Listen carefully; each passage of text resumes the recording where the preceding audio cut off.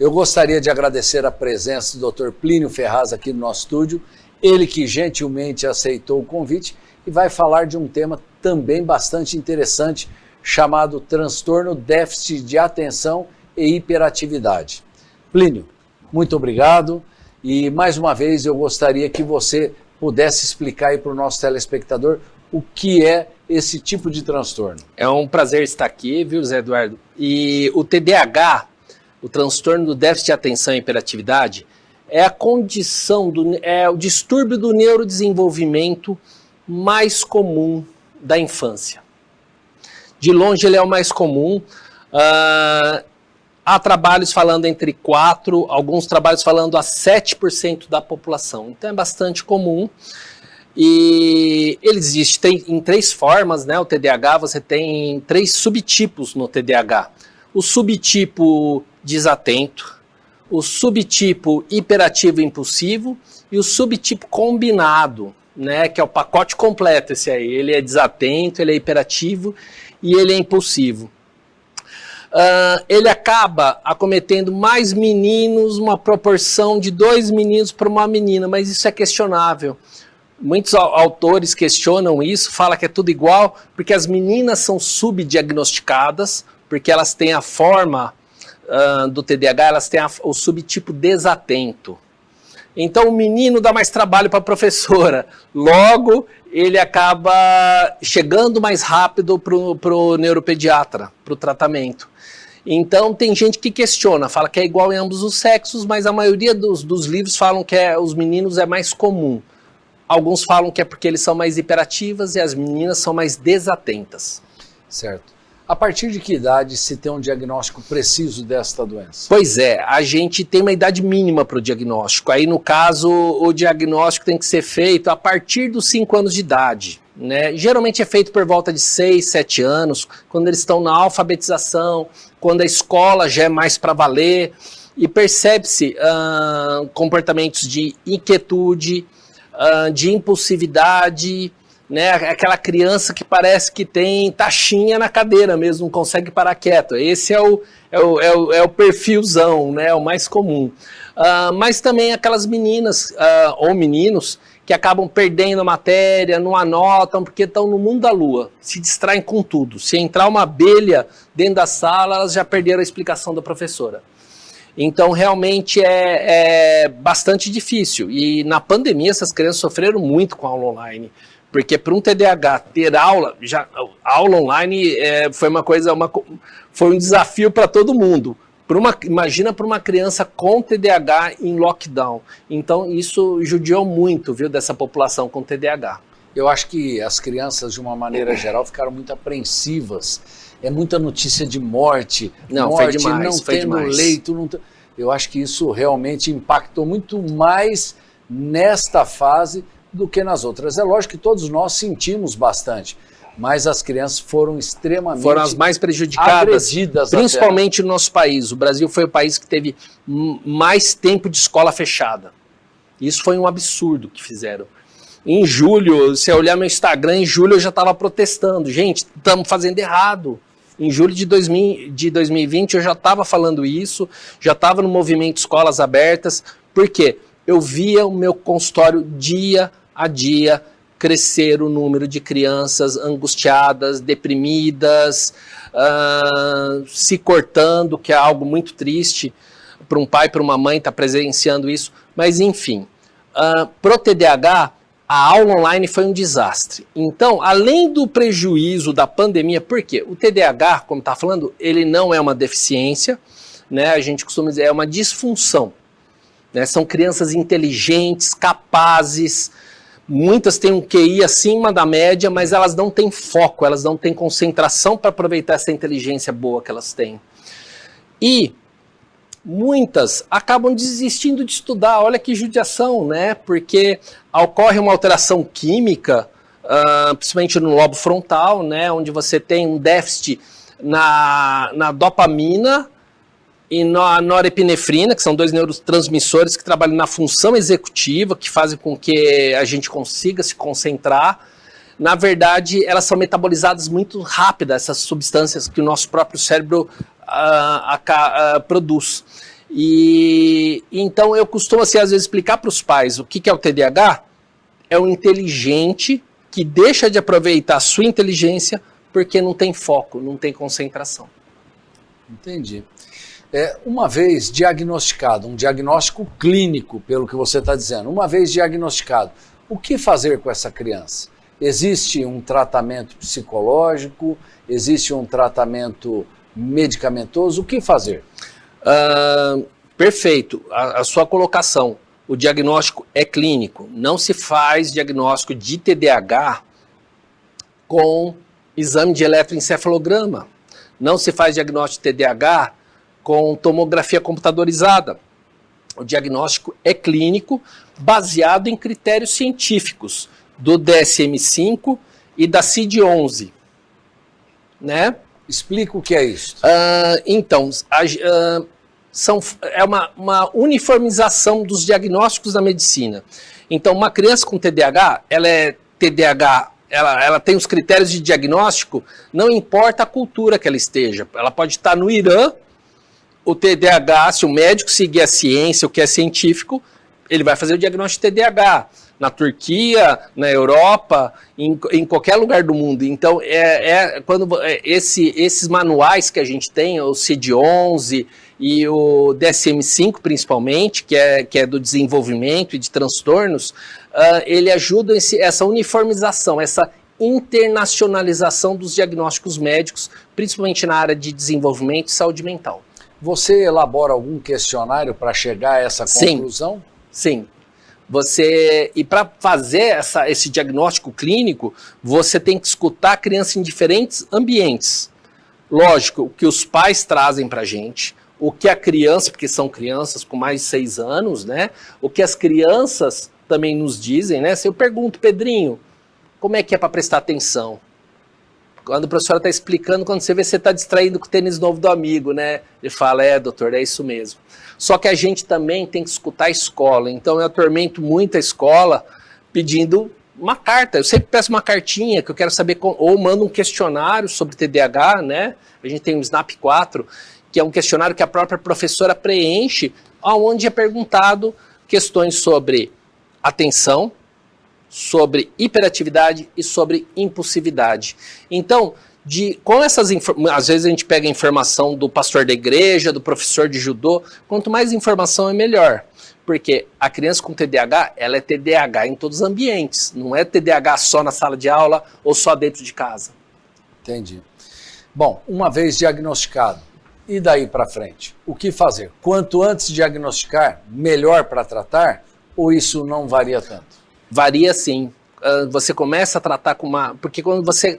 Nunca é tarde para fazer um diagnóstico e tratar, né? Eu tenho pacientes que descobrem, estão quase na idade adulta. Mas eles já tiveram todo um prejuízo lá atrás, já vem elas não têm um alicerce, tanto na parte educacional, a autoestima está muito baixa, é muito comum no TDAH, o TDAH não tratado, gente, que ele chega com uma baixa autoestima, ansiedade, sintomas depressivos, transtornos de conduta, né? O cérebro do TDAH, ele tem algumas propensões. Por exemplo, você sabia que muitas das pessoas que têm um transtorno de uso de substância, seja o alcoolismo, o uso de álcool e drogas em geral, essas pessoas têm como doença de base o TDAH. Eu falo, os adolescentes do consultório, eles me olham meio assim achando que é terrorismo, mas eu falo, para o TDAH se viciar é muito mais fácil para uma pessoa não TDAH. O cérebro dele é mais propenso ao vício. Então, a hora que ele experimenta maconha, ele cria uma dependência. Com a bebida é a mesma coisa. Cocaína e outras coisas mais pesadas, nem se fala. Então eu falo para todos os jovens, mas eu falo principalmente para os TDAHs, cuidado. Cuidado, porque se você experimentar, você vai gostar e você se vicia assim, em 2 semanas. Fica fora. Drogas e álcool, todos os adolescentes têm que estar fora, mas principalmente o TDAH. Então a maioria das pessoas que têm transtorno de uso de substância, ele não é um transtorno primário, o vício em álcool e drogas? Geralmente tem um TDAH lá atrás, que já vinha lá de trás, né? Então, é mais uma importância de se diagnosticar na infância e se tratar, para o indivíduo seguir o caminho correto. Apesar que essa questão, né, Zé Eduardo, eu acho que você pensa como eu acho que essa questão de álcool e drogas tem muito a ver, assim, em casa, onde pai, mãe e filhos conversam olho no olho, traficante não entra. Você não acha? Não, sem dúvida nenhuma o que você está falando é uma verdade. Mas uma vez eu trouxe aqui também um psiquiatra que disse assim para mim: não é o traficante quem vai oferecer droga para o teu filho. É aquele amiguinho da escola, bacana, legal, o mais popular. Com certeza. Eu acho que a droga não entra naquelas famílias que Sim. conversam com o filho, que estão presentes. Agora, essa coisa do adolescente querer se autoafirmar e tudo mais. E o TDAH, ele tem muito disso. O TDAH leva a prejuízo, embora ele seja inteligente, ele tem prejuízos escolares. E isso leva a baixa autoestima. Então, se essa criança não tiver pilares de amigos, de família fortes, ele acaba se perdendo. Então, essa é mais uma razão para a gente diagnosticar e tratar o TDAH. Pelo que você está dizendo, é que o indivíduo não tratado do TDAH na infância... Desde cedo ele tem uma propensão maior. Ele lá no futuro ele vai ter muito mais problemas. Se ele tratar adequadamente aqui, ele vai se tornar uma pessoa normal lá na frente. Não tratando, pode até usar drogas e não ter uma vida normal lá para frente. É isso? Exato. Bom, eu também conheço pessoas com TDAH que nunca trataram e não se envolveram em nada ruim, porque tiveram bons pilares, bons alicerces. Um outro fato interessante do TDAH, quando ele chega no final da adolescência e idade adulta, o TDAH ele sofre acidente de trânsito 3 vezes mais que a população normal. Por razões óbvias, né? Déficit de atenção. Então isso é uma causa de acidente automobilístico. E nos Estados Unidos isso é levado muito a sério. Então se o indivíduo tem TDAH, ele tem que procurar um tratamento. É muito interessante isso. E hoje eu acho que o Brasil está muito mais maduro, sabe? Quando eu vim aqui, eu acho que a primeira vez, uns 15 anos atrás, falar de TDAH, eu acho que graças a Deus as pessoas estão mais conscientes. Para você ter uma ideia, quem tem TDAH tem direito a 1 hora a mais na prova do Enem. Se ele tiver o CIDF 90.0, né? Ele tiver o diagnóstico de TDAH, ele tem, o estudante, ele apresentando isso, ele tem direito a 1 hora a mais de prova, né? Mas a mensagem que eu tenho para passar é isso: o TDAH não é uma deficiência, é uma disfunção. É o cara inteligente, capaz, que vai ser produtivo. Eles são muito criativos, eu acho isso impressionante. E o tratamento não vai tirar essa criatividade, vai dar foco, né? E o tratamento é feito, né, voltando à sua pergunta, ele é feito com medicamento, né? É usado medicamento psicoestimulante. O que são essa classe de remédios psicoestimulantes? É a Ritalina LA, o Concerta, o Venvance, hoje tem até o genérico da Ritalina, né, o metilfenidato. E é um medicamento que funciona para quem tem TDAH. Se o indivíduo não tem TDAH, não vai funcionar, ele não vai ficar mais atento e ir melhor numa prova. A gente sabe que hoje existe até um mercado negro nas universidades. Na nossa época era Guaraná, Guaraná em pó, Guaraná, Coca-Cola. Um café para você ficar acordado. Pois é, né? Essa geração é Ritalina com Red Bull. E não funciona. Né? E para ficar estudando a noite inteira, que é isso, né, gente? Você não vai memorizar nada do que você estudou. Então, não é um contrassenso que você falou de você dar um estimulante para quem já é estimulado? Para o imperativo, né? Imperativo? Parece um paradoxo, né? Peraí, os pais perguntam. Eu tive um pai, sabe, que chegou essa semana e falou assim: doutor, nossa, eu assustei com o calmante que você passou para o meu filho. Eu falei, pera lá, mas não foi calmante, foi um estimulante da atenção. Foi calmante, doutor. Porque eu chegava em casa, o Pedrinho era carrinho espalhado por tudo. O Pedrinho tem 8 anos, gente. Era aquela bagunça e eu fiquei muito preocupado, porque eu cheguei em casa, ele estava sentado no sofá, quietinho, lendo um gibi, doutor. Esse não é meu filho. Eu falei, poxa, essa, na verdade, é a melhor versão do Pedrinho. É o Pedrinho atento, lendo um gibi. É verdade, ele nunca leu um gibi na vida. E o Pedrinho estava lendo um gibi. Porque estava focado. E o pai chegou a ele, oi pai, tudo bem? E continuou lendo, não se distraiu, não foi levantar. E era aquele menino que assistia televisão no sofá de ponta cabeça, sabe? Então, é gostoso tratar o TDAH. Você pega uma criança de 6, 7 anos, você sente mudando a vida dela.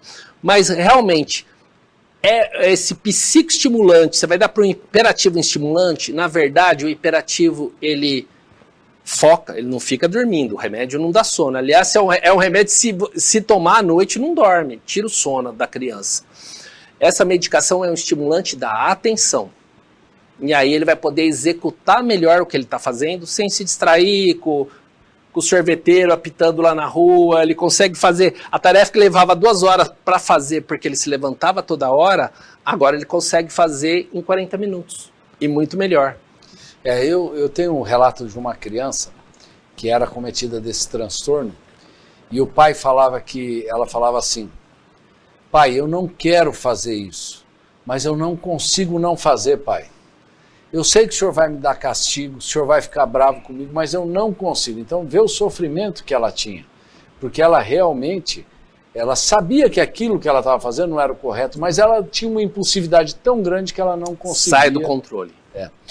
Você falou do tratamento medicamentoso. É importante também um acompanhamento com terapeuta ocupacional, psicólogo, algo mais? Sim, mas assim, em muitas situações da minha especialidade, a terapia, em primeiro lugar, é a base de tudo e o remédio é um coadjuvante.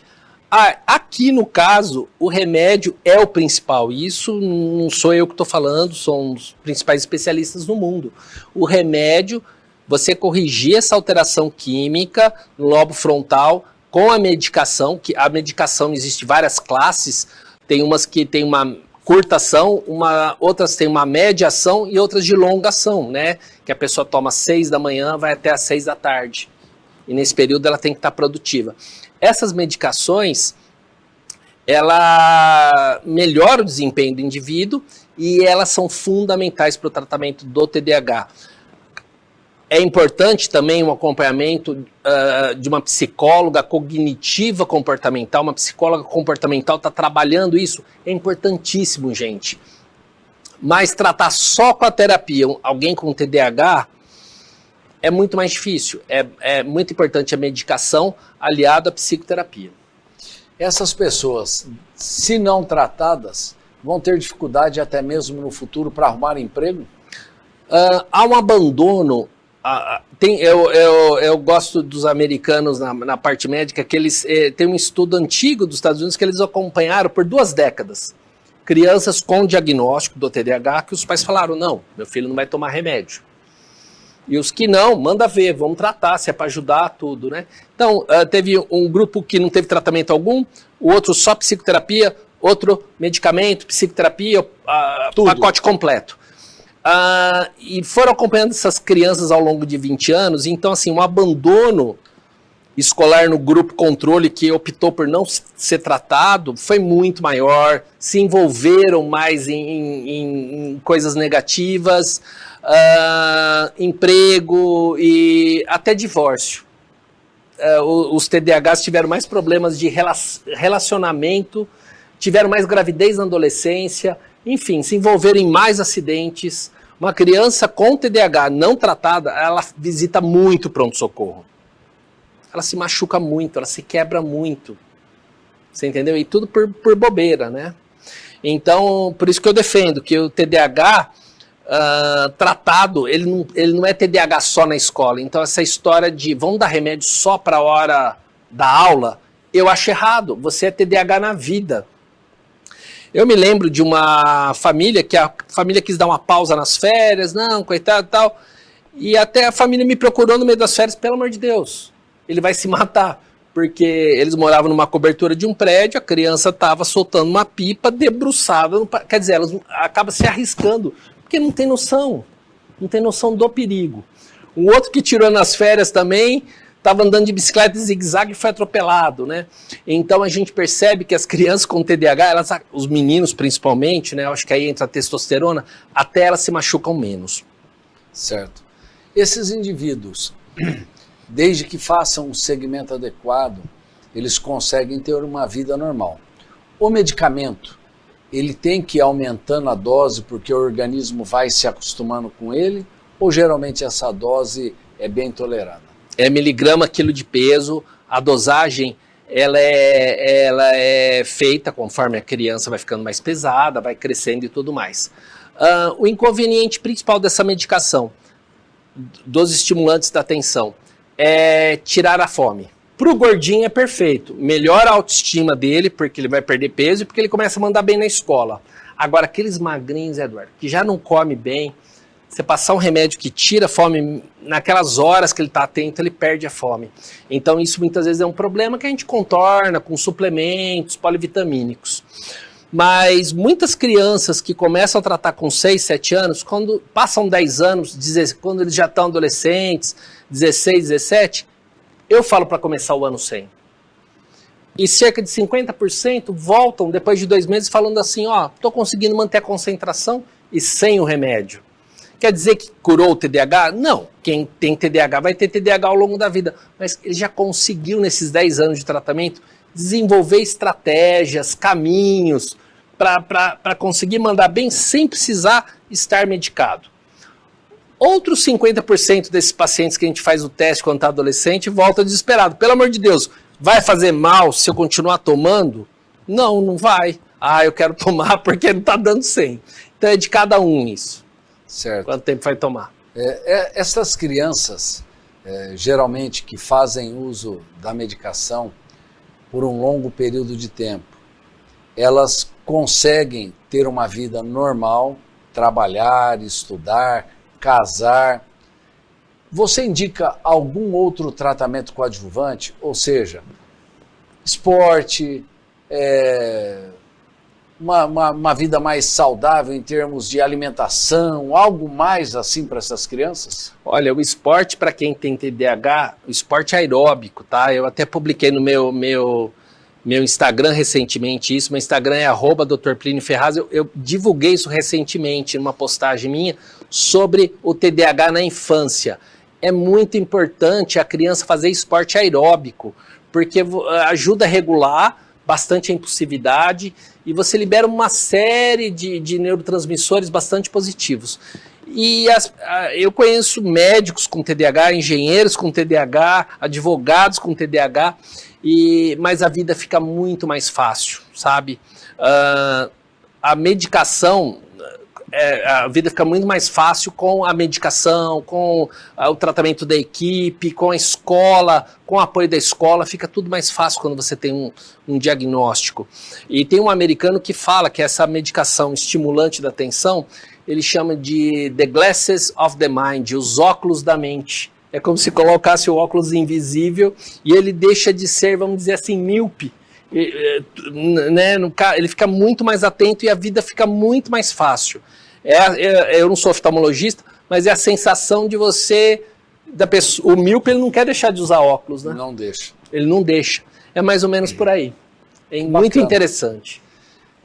E realmente, esse tipo de estímulo que se dá com o esporte, com a vida social que ele acaba tendo, os amigos, e ele convivendo com tudo isso, ele acaba levando algo melhor para si.